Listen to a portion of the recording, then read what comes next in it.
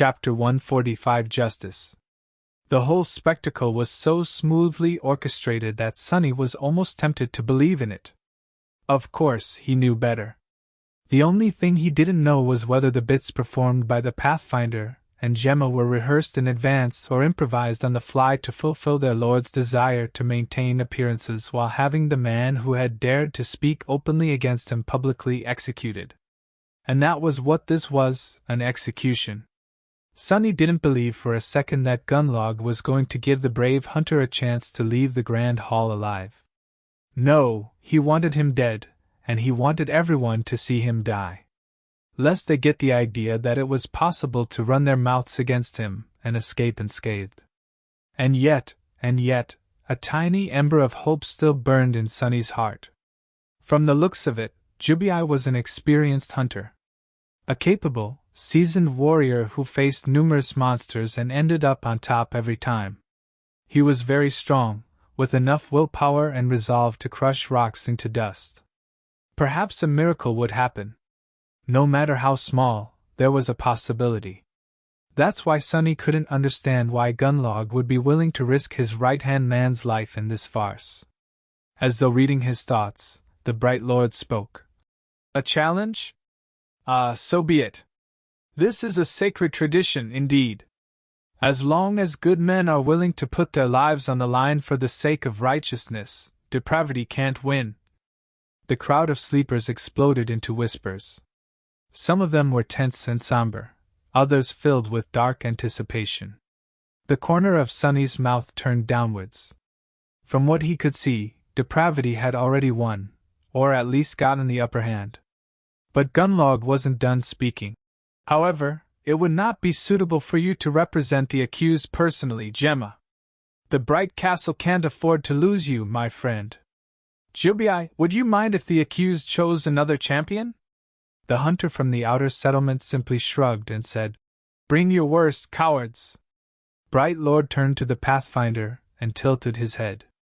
With his suddenly pale face reflected in the eerie mask of the strange golden armor, the murderer remained silent for a few moments, and then said in a quiet voice, I choose Haruz, my lord. Everyone suddenly grew silent. Sonny himself felt cold shivers running down his spine. Why did it have to be that creepy wicked cripple? In the deathly silence, Jubai smirked and spat with grim satisfaction. Even better! It seemed that he had a score to settle with the silent hunchback, too. Haruz, who had looked a little bored and uncomfortable through the whole procedure, stared at the Pathfinder who had named him with no particular expression on his bony face, and then slowly walked down the steps. The other lieutenants reacted to this unexpected turn of events differently. Gemma frowned and threw a quick glance at Gunlog before stepping back with a dark expression.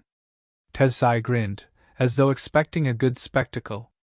Keto grew a little pale and took a little step sideways, trying to distance herself from the descending hunchback as much as possible. Only Saishin remained silent and indifferent, not allowing any emotion to appear on her cold, beautiful face. Realizing what was about to happen, Cassie squeezed Sonny's arm and whispered, Sonny, I want to leave. After a short pause, he answered in a raspy voice, I'm sorry. We can't leave now. Despite the fact that he didn't want to be anywhere near Gunlog's scarecrow, he knew that leaving now would draw too much attention. They couldn't risk that in the presence of all 5 lieutenants, not to mention Golden Serpent himself. What's more, his mission in the castle was to gather as much information as possible. He couldn't miss the chance to see one of the most dangerous creatures in this deceptively peaceful stronghold in action. And there was this dark feeling deep within his heart that one day, somehow, he and Haruz were going to end up bloodied, with only one of them walking away alive from the fight. It was as though an invisible thread connected them together. Perhaps it was a string of fate. Meanwhile, the hunchback descended from the steps and stopped opposite Jubai in the empty space that had been cleared in the center of the Grand Hall. His face was still motionless and a little bored. Sonny held his breath. As Gunlog sat silently on the white throne, Jubai summoned his memories. A flexible armor made out of red scales appeared on his body, complete with a winged helmet and a kite shield. In his hand, a curved scimitar weaved itself from the sparks of light. Its blade was as sharp as a razor. The hunter glanced at Haruz and said in a steady voice, "Let's see what you're capable of, butcher." The hunchback just looked at him with his glassy eyes and silently allowed his thick cloak to fall on the floor. Then, he grimaced and straightened his spine as much as he could, suddenly losing the appearance of a small and fragile cripple. At his full height, Haruz towered above most of the sleepers in the grand hall, losing only to the giantess Sai. His monstrous, twisted shape radiated a sense of deep, bestial power. He didn't bother to summon any memories, staring at the hunter with the same cold indifference. Jubai scowled. So be it. Full of anxiety, Sunny held his breath. The proud hunter lunged forward, raising his shield and at the same time slashing with the scimitar. His movements were incredibly fast and nimble, his technique sharpened by years of bloody battles in the Dark City and guided by rich experience. Good, he's good. Did Jubai really have a chance? As Sunny's eyes widened, Haruz seemed to miss the attack completely. As though forgetting that he wasn't armed, the hunchback simply raised a hand to meet the razor-sharp blade, and gripped it with his bare fist, stopping Jubai's strike in its tracks. For a fraction of a second, everyone in the grand hall froze in astonishment, except for the hunter, who immediately tried to wrestle his scimitar from the iron grip of the Gunlog's killer. But it was of no use. It was as though the saber was stuck in stone. It wouldn't have mattered anyway. In the next moment, Haruz moved forward with a snake-like speed and put his large hand on Jubai's shoulder. Then, with a sickening sound, he effortlessly tore the entire arm off. Somebody screamed. As blood spilled on the marble floor, the proud hunter stared at the stump that had suddenly replaced his dominant arm in disbelief, not yet feeling the terrible pain that would soon follow.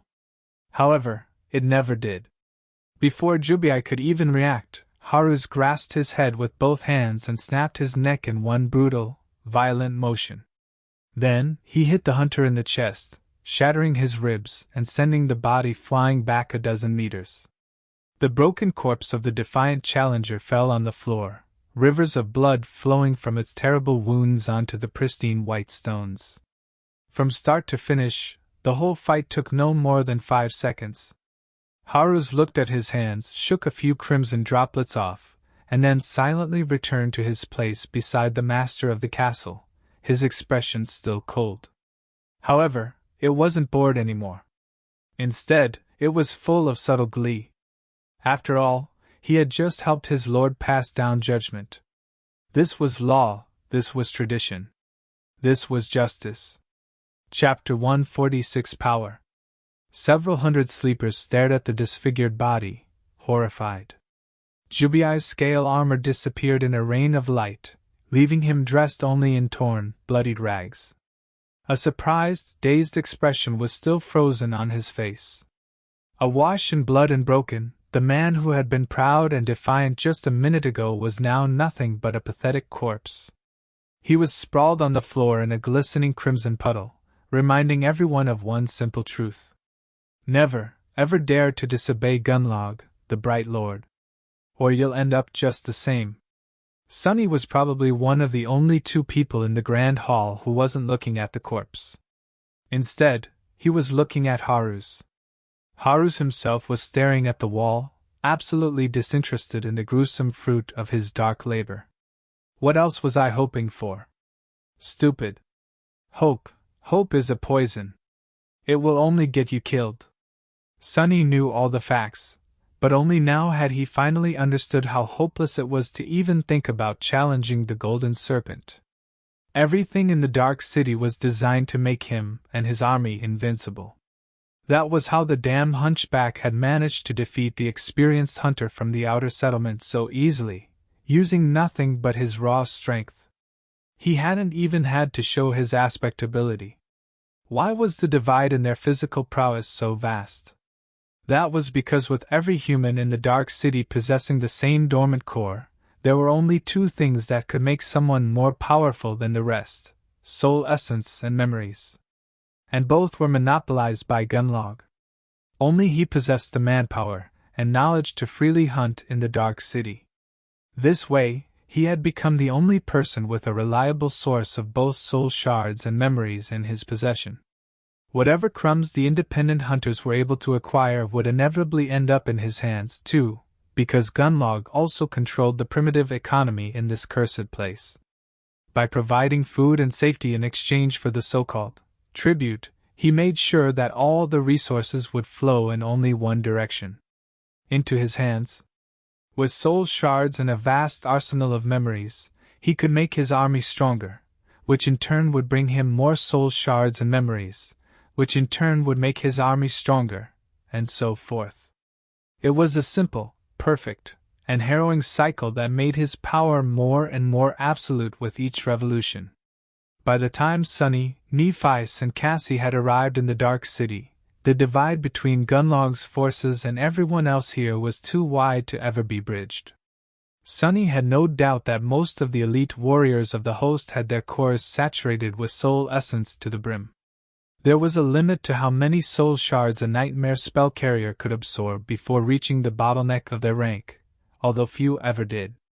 Advancing to the next rank removed that bottleneck and enhanced their bodies according to the saturation level of the core. But with no way to advance, people in the Dark City could only rely on the raw amount of soul essence to accumulate power. This meant that within these ancient walls, sworn into servitude to a single man, there lived the most powerful group of sleepers to ever exist in human history. And this was the man Nephias planned to kill. With a shudder, Sunny remembered Effie's words. No sleeper can defeat Gunlog ever. It's simply impossible. He also remembered dozens of skulls swinging in the wind above the castle gates.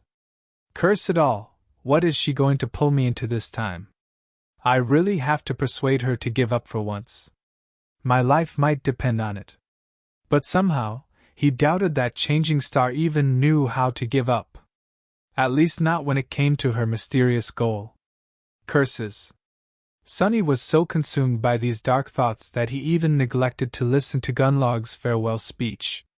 He had the general idea of what kind of bullcrap the bastard was proselytizing anyway. Soon, the Bright Lord had left his white throne and disappeared into the darkness behind it. The lieutenants followed, with Haruz being the last one to leave. As soon as they were gone, the body of Jubai was unceremoniously dragged away, and a group of handmaidens silently wiped the puddle of blood off the pristine marble floor. The tables were moved back to their places, and the crowd of sleepers was invited to return to their breakfast. As if nothing had happened. However, Sunny had completely lost his appetite. Leading Cassie away, he glanced at the plates full of food and thought without humor, I guess there's a first time for everything. For the remaining 2 days, Sunny had done nothing but frantically gather information.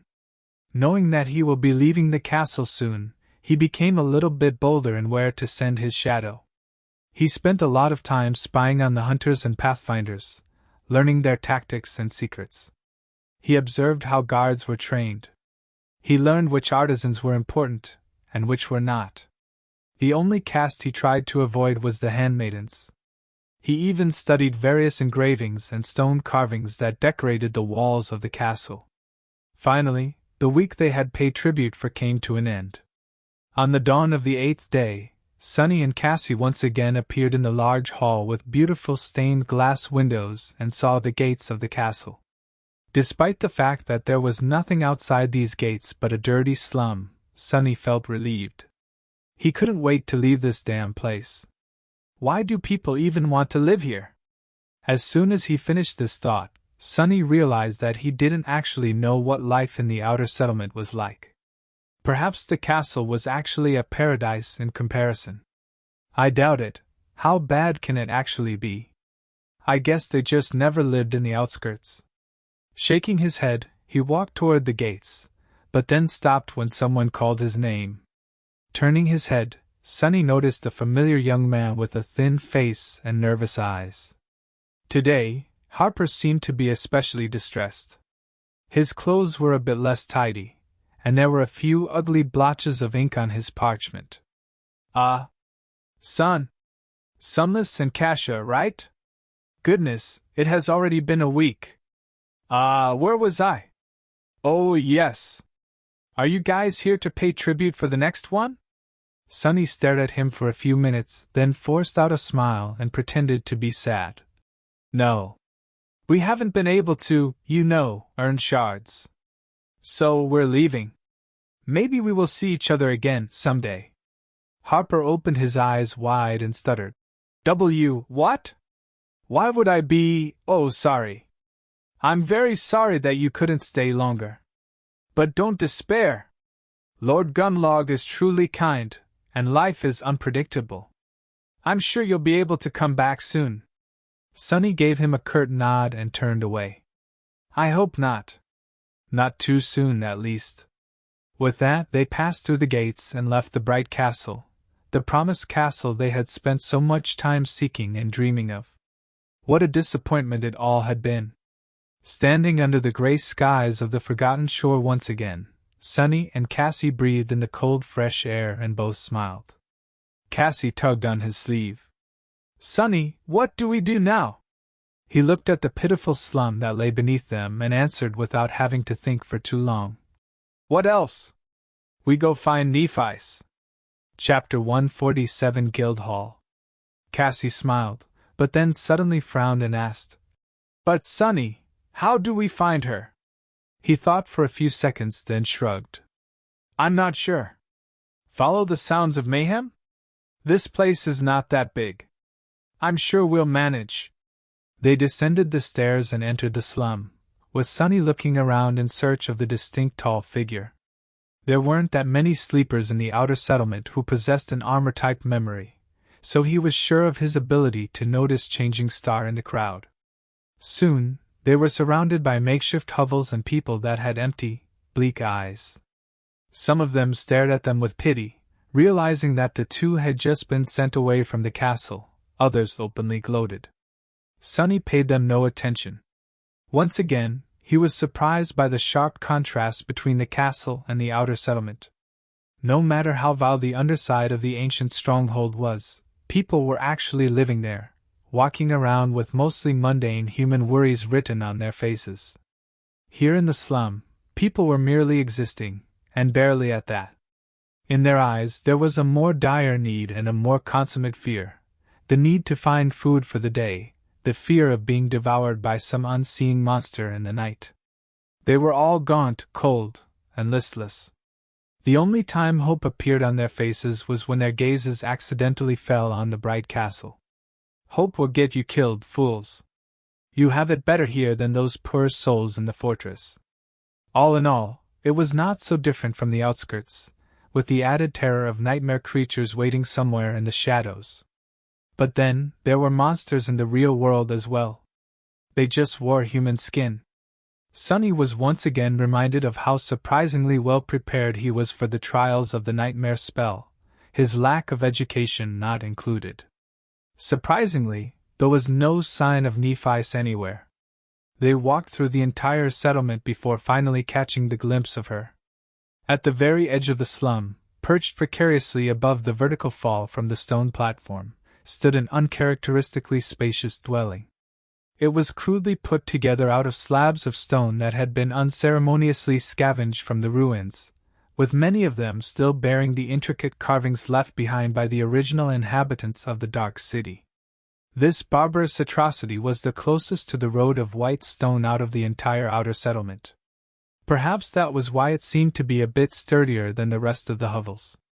The lodge even had a small addition built on top of it, somewhat resembling a second story. Changing Star was sitting on its roof with her legs crossed, gazing at the rising sun and the cursed city below. In the pale light of dawn, her ivory skin and silver hair looked beautiful and eerie. She had dismissed her armor and was wearing a crude tunic, with a piece of rope tied around her waist. Sensing their approach, Nephis turned her head and glanced in their direction. Then, she stood up and jumped down, landing lightly on the stone surface of the vast platform. Sonny grinned. Hey, Neph. Long time no see. Nephi led them inside the stone lodge, which had turned out to be her new residence. The interior was Spartan and austere, with pieces of broken furniture lying here and there and cold winds sweeping freely through the spacious hall of the first floor. Despite its larger size and superior craftsmanship, the lodge had been empty when she found it. No one wanted to live this close to both the edge of the platform at the threshold of the road, where the risk of being attacked by nightmare creatures was the highest. But Changing Star didn't mind. Looking around, Sunny scoffed. Gee, this place surely needs some work. Neph shrugged, seemingly not very concerned with her living conditions. Well, they did spend the past 2 months sleeping on nothing but rocks and dirt, so in a sense, even this ramshackle mess was an enormous improvement. With some improvements, it could even become somewhat of a decent place. Suddenly, Sunny felt a little guilty about all the comfort and warmth he had experienced in the castle. He was even fed delicious fresh food twice a day. Speaking of food, Cassie smiled and handed Neph a small bundle. Concerned about her friend, she had not eaten her supper the previous evening, choosing to save it for this moment. Here, Neph. I brought you something to eat. Changing Star received the bundle with a faint smile and lingered a little before saying, Thank you. Do you guys want breakfast? With that, she walked over to a flimsy wooden table that stood near one of the walls and removed a piece of cloth from it. Beneath, there was a pile of juicy roasted meat. It was sizable enough to feed 10 people in the castle for a day or two. Sunny stared at the meat blankly, then moved his eyes to stare at Nephi. Where the hell did you get all this meat? We thought you would be starving here in the outer settlement. She touched her hair in embarrassment. Oh, a few nights ago, a big monster came from the road. I and a few other people managed to kill it. This is my share of the spoils. Cassie opened her eyes wide. But I thought that Gunlog's men were supposed to fight off nightmare creatures. Changing Star remained silent for a few seconds. They do if the castle is attacked, either from the slopes of the hill or from the sky. If the monsters come from the road, they usually don't bother to do anything. So that's why all the nearby hovels were empty. Who would want to live in the direct path of attacking nightmare creatures, especially since people who were supposed to fight them weren't going to move a finger to help? Sunny smiled darkly. That's the glorious castle guard for you. Wait. He blinked, then glared at Nephi. If that is true, then why on earth, Dream Realm, would you choose to live in this pit, of all places? She stared at him for a while, then said in a flat tone, It's quiet here. Then, a small smile appeared on Neph's lips. Turning to a window, she added, I like it.